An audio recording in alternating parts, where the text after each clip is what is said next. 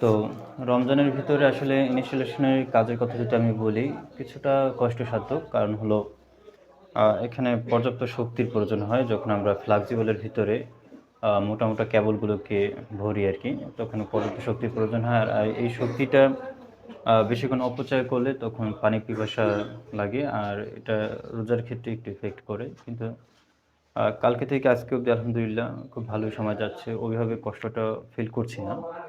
তো রোজা থেকেও ইনস্টলেশনটা যে প্রায় শেষের পর্যায়ে আনতে পেরেছি, এদিক থেকে খুব ভালো লাগছে। আমি এখন আছি বর্তমানে জামালপুর কাজীর আগ। এটা হলো সদরের ভিতরেই। কিন্তু এরিয়াটা দেখতে কিছুটা গ্রামের মতো মনে হয়।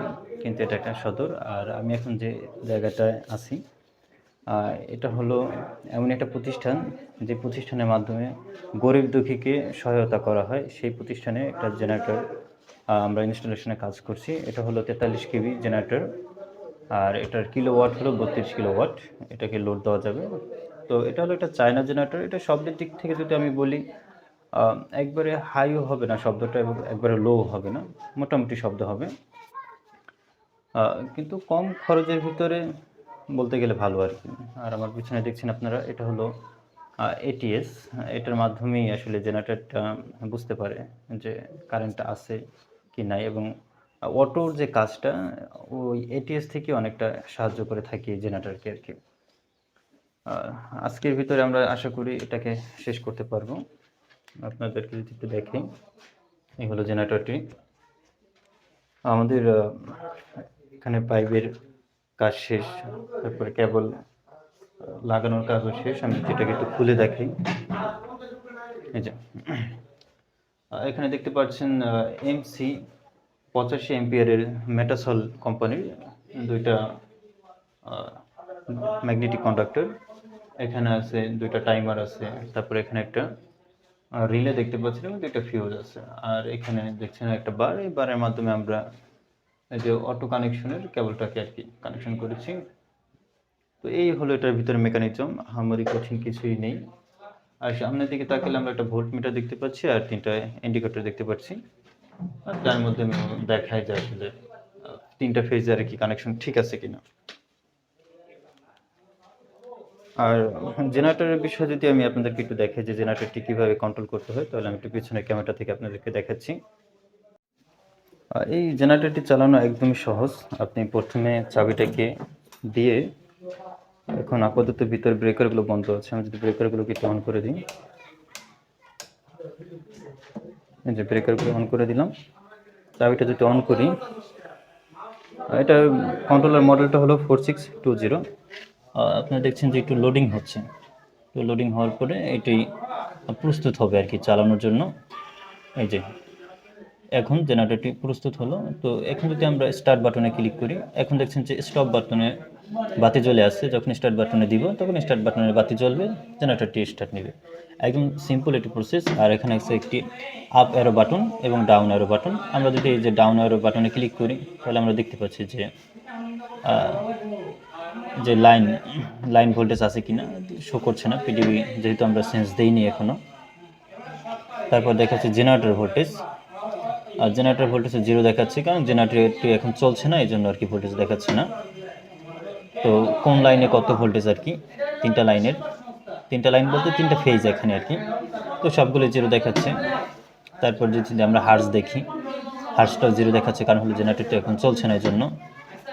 তারপর হলো পিডিবি লাইন ভোল্টেজ দেখাচ্ছে এখানে, যে পিডিবি পরে পিডিবি হার্জ দেখাচ্ছে। তারপরে এম্পিয়ার দেখাচ্ছে আর কি, জেনারেটর এম্পিয়ার যে কোনটা থেকে কত টানছে।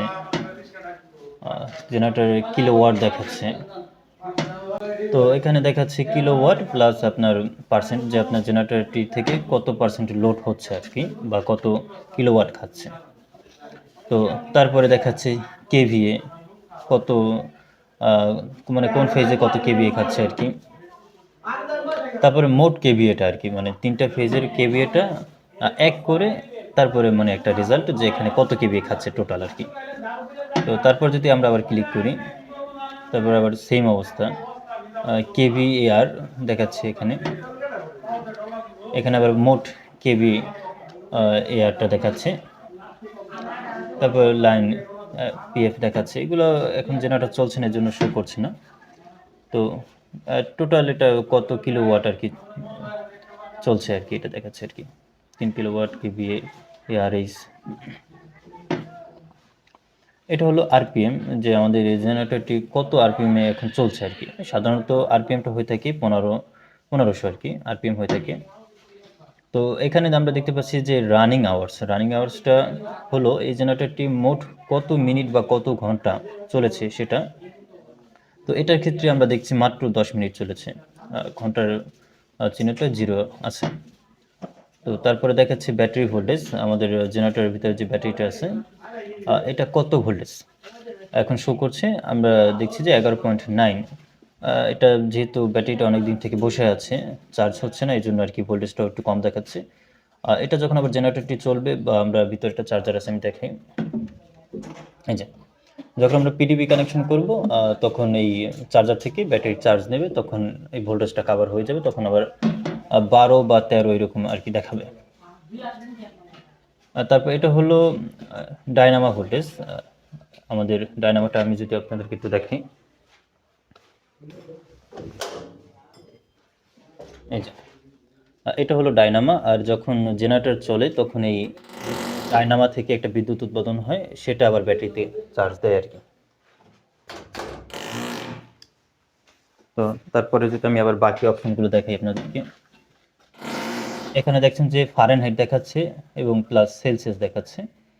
এখন জেনারেটরটির সেলসিয়াস হলো 35 ডিগ্রি সেলসিয়াস। তারপরে অপশনে দেখাচ্ছে বারটা হলো আপনার জেনারেটরের যে মোবিলটা আছে এটা কত বার, এটা বার দেখাচ্ছে এবং পিএসআই দেখাচ্ছে এবং কেপিআর এটা ডিটেক্ট করে। আমি দেখাচ্ছি আপনাদেরকে, যদি দরজাটা খুলি, এই যে এখানে দেখতে পাচ্ছেন একটি অয়েল প্রেশার সেন্সর, আর এই সেন্সরের মাধ্যমেও বুঝতে পারে যে এটি কত বার হচ্ছে আর কি।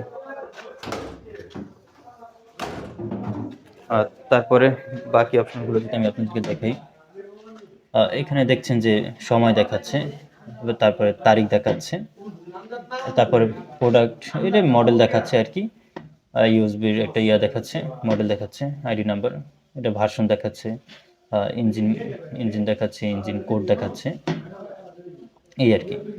এটার ভিতরে যা অপশন ছিল, আউট যে অপশনগুলো থাকে সাধারণত ওইগুলো আপনাদেরকে দেখালাম। তারপরেই আরও কিছু বাকি অপশন থাকে, যেটা হলো সেটিংয়ের অপশন, ওটা না হয় অন্যদিন আপনাদের সাথে আলোচনা করব। তো আজকে আপনারা দেখলেন যে আমার সামনে একটি 43 কেভি এবং 32 কিলোওয়াট একটি জেনারেটর নিয়ে আপনাদের সামনে আলোচনা করার চেষ্টা করলাম।